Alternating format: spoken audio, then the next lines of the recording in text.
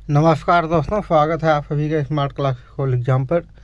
दोस्तों, हम लोग अभी मेन परीक्षा यानी कि मुख्य परीक्षा की डिस्कशन कर रहे हैं। चाहे वो उत्तर प्रदेश पीसीएस हो, बिहार पीसीएस, उत्तराखंड पीसीएस आदि एग्ज़ाम में पूछे जाने वाले मेंस के क्वेश्चन के बारे में डिस्कशन कर रहे हैं। तो दोस्तों, आज का हमारा जो टॉपिक है गवर्नर जनरल और वायसराय। तो दोस्तों, ये हमारे मुख्य परीक्षा प्रश्न पत्र संख्या 2 का राज्य व्यवस्था का टॉपिक बहुत ही महत्वपूर्ण टॉपिक है। और ये जो आज का टॉपिक है ये मेंस में तो पूछा ही जाता है, लेकिन प्री के एग्ज़ाम में कम से कम 2 से 3 क्वेश्चन ज़रूर देखने को मिलते हैं हर एग्ज़ाम में। तो आइए शुरू करते हैं। तो दोस्तों, इसको हम 2 भागों में डिवाइड करके देख सकते हैं। एक 1757 से 1760 तक का ये प्रथम कार्यकाल था, जो कि कंपनी के अधीन था। दूसरा 1765 से 1767 तक था, ये दूसरा कार्यकाल था, जो कि जो वहाँ के क्राउन प्रिंस थे उनके अंडर में था, यानी कि वो सरकार का था, उनका वायसराय थे। तो आइए सबसे पहले, और आज हम 1756 तक का ही डिस्कस करेंगे, लॉर्ड डलहौजी तक का। उसके बाद का हम कल करेंगे, क्योंकि वीडियो आज की भी बहुत इंटरेस्टिंग और बहुत ही बड़ी होने वाली है। तो आइए सबसे पहले देखते हैं रॉबर्ट क्लाइव का। जी, रॉबर्ट क्लाइव बंगाल का पहला गवर्नर बना। 1765 ईस्वी में अवध के नवाब शुजाउद्दौला एवं शाह आलम के साथ इलाहाबाद की संधि की। 1765 ईस्वी में मुगल बादशाह शाह आलम ने बंगाल, बिहार और उड़ीसा की दीवानी का अधिकार 1765 ईस्वी में कंपनी को दे दिया। 1765 ईस्वी में बंगाल में द्वैत शासन का प्रारंभ हुआ रॉबर्ट क्लाइव के समय में। 1766 में इसने घोषणा की कि दोहरा भत्ता उन सेना अधिकारियों को दिया जाएगा जो बंगाल एवं बिहार के सीमा क्षेत्र के बाहर सेवा दे रहे हैं। नेक्स्ट गवर्नर जनरल हैं दोस्तों हमारे, ये 73 तक तो गवर्नर रहते हैं, 73 के गवर्नर जनरल हो जाएंगे। वॉरेन हेस्टिंग, इनका कार्यकाल 1772 से 1785 ईस्वी तक था। वॉरेन हेस्टिंग ने 1772 ईस्वी में क्लाइव के द्वैत शासन को समाप्त किया और बंगाल में ईस्ट इंडिया कंपनी की स्थापना की। 1773 के रेगुलेटिंग एक्ट द्वारा इसे बंगाल का पहला गवर्नर जनरल बनाया गया। वॉरेन हेस्टिंग्स ने मुगल सम्राट को मिलने वाली 26 लाख रुपए की वार्षिक पेंशन बंद करवा दी। साथ ही इलाहाबाद तथा कड़ा जिले मुगल बादशाह से लेकर 50 लाख रुपए में अवध के नवाब शुजाउद्दौला को बेच दिया। ये सब अवध के नवाब के साथ 1773 में जो बनारस की संधि हुई थी उसके बाद ही हुआ है। 1773 के रेगुलेटिंग एक्ट द्वारा कलकत्ता में सुप्रीम कोर्ट की स्थापना की गई, जिसके अधिकार क्षेत्र के दायरे में कलकत्ता के सभी लोग आते थे। कलकत्ता के बाहर के विवादों का निपटारा यह अदालत तभी करती थी जब इसके लिए दोनों पक्ष सहमत थे। कलकत्ता में एक सदर दीवानी और एक सदर निजामत अदालत की स्थापना की गई। तो दोस्तों, इसका मतलब ये था कि कलकत्ता के बाहर का कोई मैटर है जब ही इस पर सुनवाई होगी जब दोनों पक्ष इसके लिए सहमत हों। और कलकत्ता में एक सदर दीवानी, यानी कि जैसे इस आजकल के डिस्ट्रिक्ट कोर्ट है उस तरीके से, और सदर निजामत ऐसी थी कि जैसे फौजदारी न्यायालय होता है आजकल उस तरीके से। प्रथम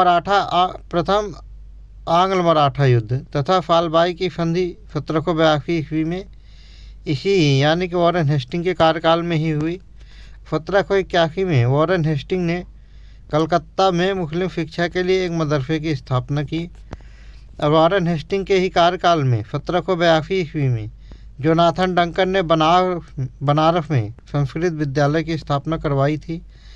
वॉरेन हेस्टिंग के समय में ही 1784 ईस्वी में the Asiatic Society of Bengal की स्थापना विलियम जोन्स ने की थी। नेक्स्ट हम देखेंगे दोस्तों लॉर्ड कॉर्नवालिस, इनका कार्यकाल 1786 से 1793 ईस्वी तक था। कॉर्नवालिस ने कानून की विशिष्टता का नियम जो इसके पूर्व नहीं था भारत में लागू किया, यानी कि कानून की विशिष्टता का नियम लाया जो पहले से नहीं था, कॉर्नवालिस ने लाया। कॉर्नवालिस ने 1793 ईस्वी में प्रसिद्ध कॉर्नवालिस कोड कॉर्नवालिस संहिता का निर्माण करवाया, जो शक्तियों के पृथक्कीकरण सिद्धांत पर आधारित थी। कार्नवालिस संहिता को प्रस्तुत कर कार्नवालिस ने जिला कलेक्टरों से न्यायिक एवं फौजदारी शक्तियों को वापस ले लिया। अब उनके राजस्व संबंधी अधिकार ही शेष रह गया था। कार्नवालिस ने जिला दीवानी न्यायालयों के लिए एक नए पद जिलाधीश का सृजन किया, जो सभी दीवानी मामले देखता था।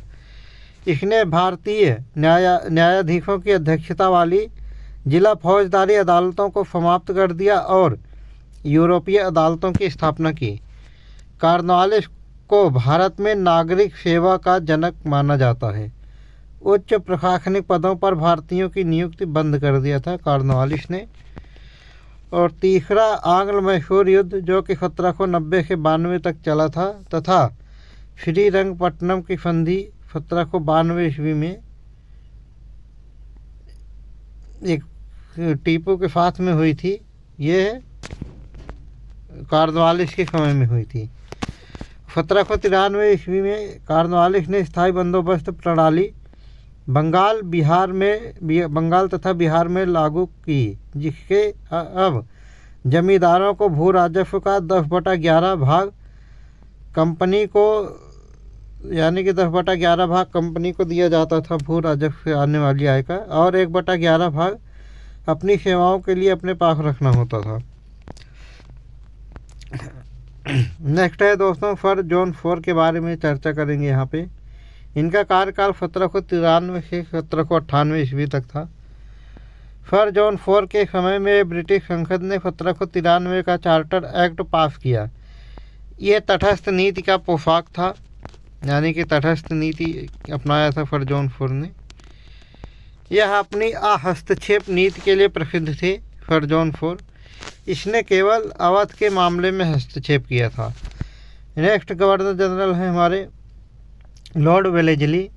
इनका कार्यकाल 1798 से 1805 ईस्वी तक था। लॉर्ड वेलेजली ने अपनी सहायक संधि प्रणाली के कारण प्रसिद्ध हुए, यानी कि सहायक संधि किसने अपनाया था, तो लॉर्ड वेलेजली। तो सहायक संधि स्वीकार करने वाला सबसे पहला व्यक्ति जो था हैदराबाद के निजाम थे, जो कि 1801 में लॉर्ड वेलेजली के पास सहायक संधि की। इसकी नीतियों का लक्ष्य भारत में ब्रिटिश प्रभुसत्ता की स्थापना करना था। इसने, यानी कि लॉर्ड वेलेजली ने, भारत में अंग्रेजी साम्राज्य के विस्तार को अपना लक्ष्य बनाया। सहायक संधि में शामिल होने वाले राज्यों में कंपनी एक सहायक सेना रखती थी एवं संबंधित राज्य में एक ब्रिटिश रेजिमेंट को नियुक्त किया जाता था। हालांकि वेलेजली से पूर्व भारत में सहायक संधि का प्रयोग डुप्ले, एक फ्रांसीसी था, इसने चालू किया था। सहायक संधि और चंदा साहब के साथ जब संधि किया था, और जब की बात है। सहायक संधि करने वाला यह पहला राज्य, यानी जिस राज्य ने सबसे पहले सहायक संधि स्वीकार की, वो हैदराबाद था। 1801 में स्वीकार किया था इन्होंने। वेलेजली के समय में ही चौथा आंग्ल मैसूर युद्ध लड़ा गया, जो कि 1799 ईस्वी में टीपू सुल्तान को हराने के पश्चात इसने मैसूर पर कब्जा कर लिया। किसने? वेलेजली ने। 1799 ईस्वी में वेलेजली ने मेहंदी अली नामक दूत को फारस के शाह के दरबार में भेजा था। लॉर्ड वेलेजली ने कलकत्ता में नागरिक सेवा में भर्ती के लिए युवकों को प्रशिक्षित करने के लिए फोर्ट विलियम कॉलेज की स्थापना की। यानी कि कलकत्ता में फोर्ट विलियम की स्थापना किसने की? तो लॉर्ड वेलेजली ने। पूछा जाएगा क्योंकि, तो ये जो सिविल सेवा में भर्ती हो रहे थे उनकी ट्रेनिंग के लिए। वेलेजली को बंगाल का टाइगर भी कहा जाता है। नेक्स्ट गवर्नर जनरल हैं हमारे लॉर्ड कार्नवालिस। इनका कार्यकाल 1805 ईस्वी में दोबारा से आया। यह इनका लॉर्ड कार्नवालिस का दूसरा कार्यकाल था, लेकिन यह 3 महीने बाद तक ही चला था, और 3 महीने बाद ही गाजीपुर में इनकी मृत्यु हो गई थी, और इनकी कब्र भी गाजीपुर में ही बनी हुई है। गाजीपुर पूर्वी उत्तर प्रदेश का एक ज़िला है। सर जॉर्ज बार्लो, इनका कार्यकाल 1805 ईस्वी में था। इसने हस्तक्षेप की नीति का कड़ाई से पालन किया, और जॉर्ज बार्लो के समय में ही होलकर के साथ राजपुरा घाट की संधि 1805 ईस्वी में हुई और दूसरा आंग्ल मराठा युद्ध समाप्त हो गया।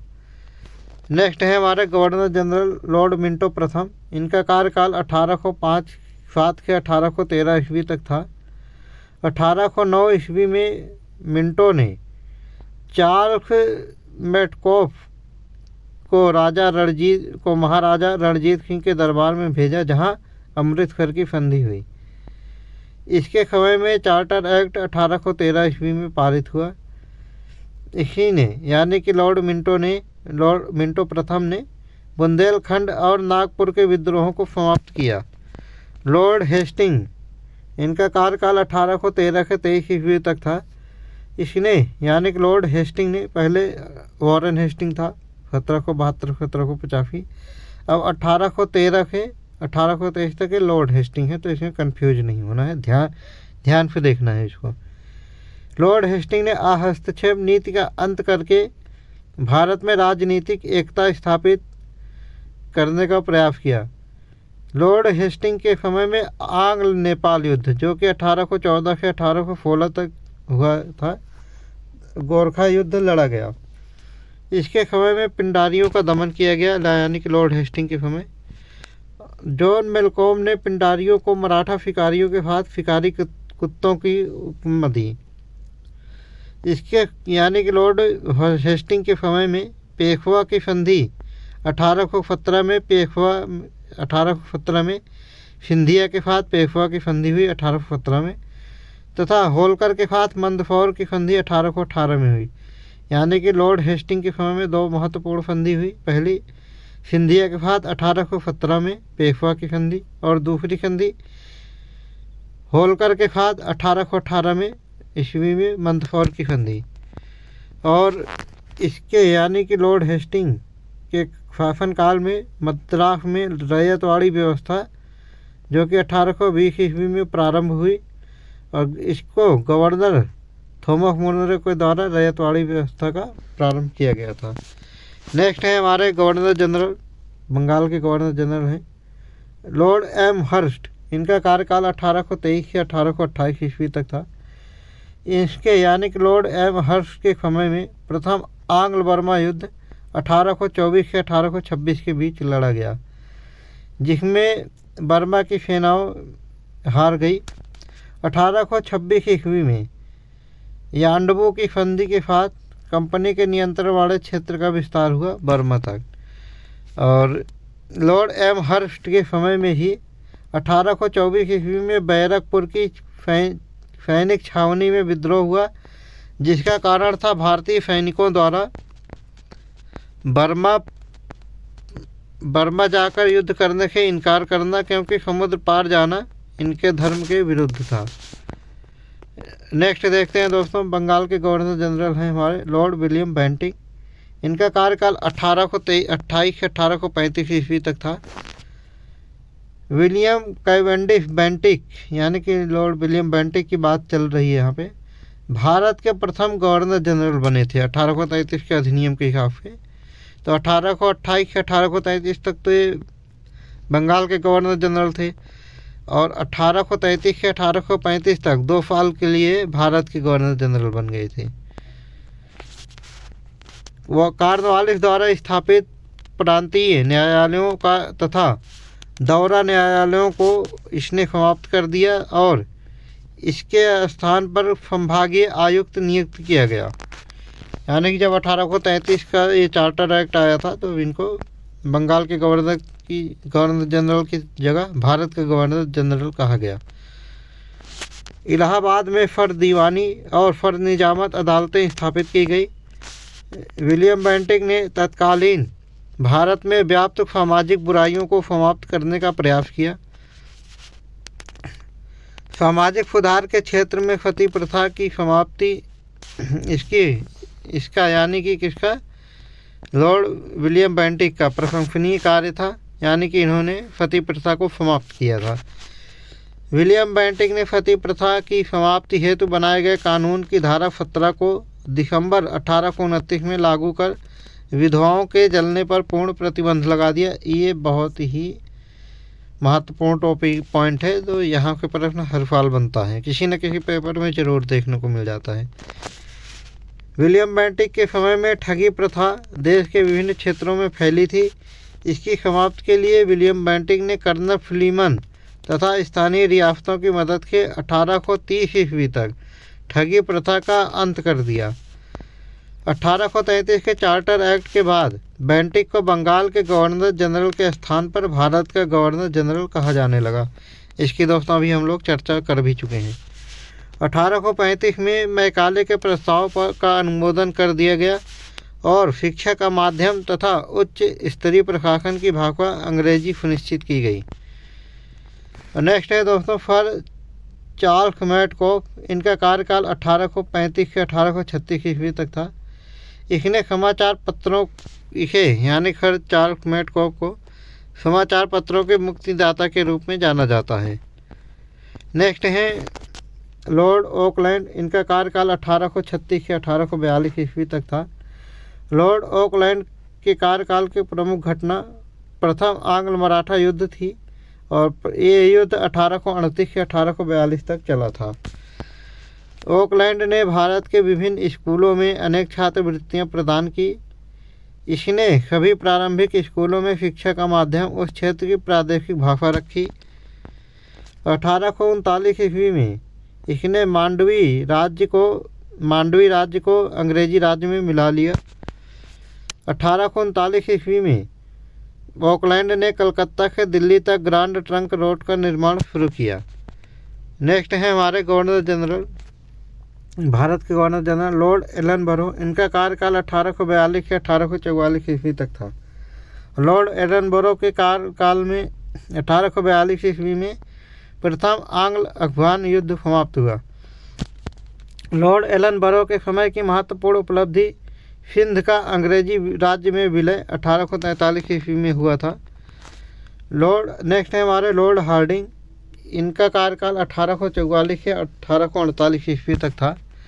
लॉर्ड हार्डिंग यानी कि भारत में इसका कार्यकाल मुख्यतः प्रथम आंग्ल सिख युद्ध 1845 से 46 ईस्वी के लिए स्मरणीय है। यानी कि पहला आंग्ल सिख युद्ध जो कि 1845 से 1846 ईस्वी तक चला था, ये लॉर्ड हार्डिंग के कार्यकाल में हुआ था, जिसमें अंग्रेज़ों ने विजय प्राप्त की और लाहौर पर अधिकार कर लिया। लॉर्ड हार्डिंग द्वारा खोंड जनजाति द्वारा नरबलि देने की कुप्रथा का दमन किया गया, जो एक महान उपलब्धि था। इसने सती प्रथा के प्रचलन पर प्रतिबंध लगाया। लॉर्ड डलहौजी 1848 से 1856 ईस्वी तक इनका कार्यकाल था और इनके समय में लॉर्ड डलहौजी के समय में ब्रिटिश साम्राज्य का अत्यधिक विस्तार हुआ और द्वितीय आंग्ल सिख युद्ध द्वितीय आंग्ल सिख युद्ध था 1848 से 1849 ईस्वी तक था तथा 1849 ईस्वी में पंजाब का ब्रिटिश राज्य में विलय लॉर्ड डलहौजी की प्रथम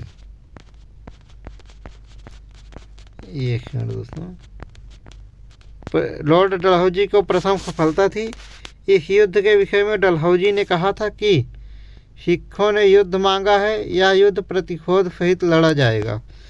इसके समय में यानी कि डलहौजी के समय में द्वितीय आंग्ल बर्मा युद्ध जो कि 1852 ईस्वी में लड़ा गया, जिसमें अंग्रेज़ों ने बर्मियों को पराजित कर लोअर बर्मा और पेगू पर अधिकार कर लिया।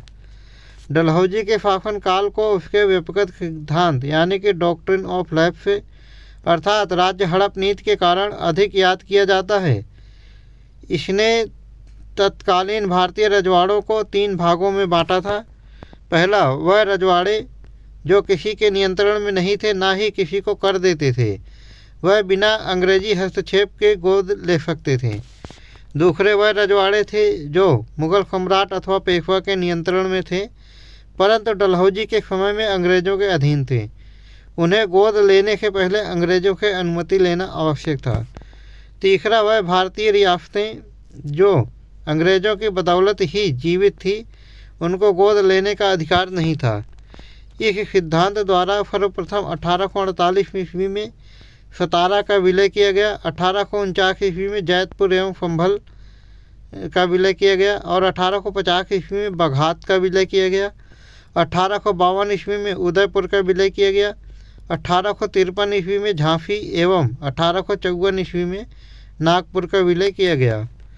1853 ईस्वी में इसने यानी कि डलहौजी ने हैदराबाद के निजाम पर धनराशि बकाया होने का आरोप लगाकर उससे बरार छीन लिया था और 1856 ईस्वी में अवध को कुप्रशासन का आरोप लगाकर अंग्रेजी राज्य में मिला लिया गया तथा यहाँ के नवाब वाजिद अली शाह को 12 लाख रुपए की वार्षिक पेंशन देकर कलकत्ता निर्वासित कर दिया गया था। देखते हैं दोस्तों, डलहौजी द्वारा विलय किए गए राज्य के बारे में जानेंगे। यहाँ पे सतारा का विलय 1848 ईस्वी में किया गया। जैतपुर और संभलपुर का विलय 1849 ईस्वी में किया गया। बघात का विलय 1850 ईस्वी में किया गया। उदयपुर का विलय 1852 ईस्वी में किया गया। झांसी का विलय 1853 ईस्वी में किया गया। नागपुर का विलय 1854 ईस्वी में किया गया। करौली का विलय 1855 ईस्वी में किया गया। अवध का विलय, इस पर कुशासन का आरोप लगाया था, इसका विलय 1856 ईस्वी में किया गया। और डलहौजी के समय में शिमला को भारत की ग्रीष्मकालीन राजधानी बनाई जानी प्रारंभ की गई। रेलवे के विकास डलहौजी के प्रयासों का प्रतिफल था। डलहौजी को भारत में रेलवे का जनक माना जाता है क्योंकि डलहौजी के प्रयत्नों के फलस्वरूप ही महाराष्ट्र में 1853 ईस्वी में बंगाल मुंबई से थाने तक प्रथम रेलगाड़ी चलाई गई थी। डाक सुधार के क्षेत्र में इसने पहली बार भारत में डाक टिकटों का प्रचलन करवाया। 1854 में पारित पोस्ट ऑफिस एक्ट द्वारा तीनों प्रेसिडेंसियों में डाकघरों की अच्छी देखरेख के लिए एक महानिदेशकों की नियुक्ति की गई। डलहौजी ने पृथक रूप से भारत में पहली बार सार्वजनिक निर्माण विभाग की स्थापना की गई। 1854 में इसने यानी कि डलहौजी ने लोक सेवा विभाग की स्थापना की। डलहौजी के समय में भारतीय प्रशासनिक सेवा की प्रतियोगी परीक्षाएं शुरू हुई और डलहौजी के समय में ही 1855 में संथाल विद्रोह हुआ। तो दोस्तों, आज का डिस्कशन हम यहीं पे समाप्त करेंगे क्योंकि वीडियो ऑलरेडी बहुत बड़ी हो चुकी है। तो कल हम यहाँ का डिस्कशन करेंगे लॉर्ड कैनिंग से, जो कि ये 1858 में भारत के पहले यानी कि क्राउन के पहले वायसराय होंगे। तो चलिए दोस्तों, कल फिर मिलेंगे इसी चैनल पर नेक्स्ट वीडियो के साथ। तब तक के लिए जय हिंद।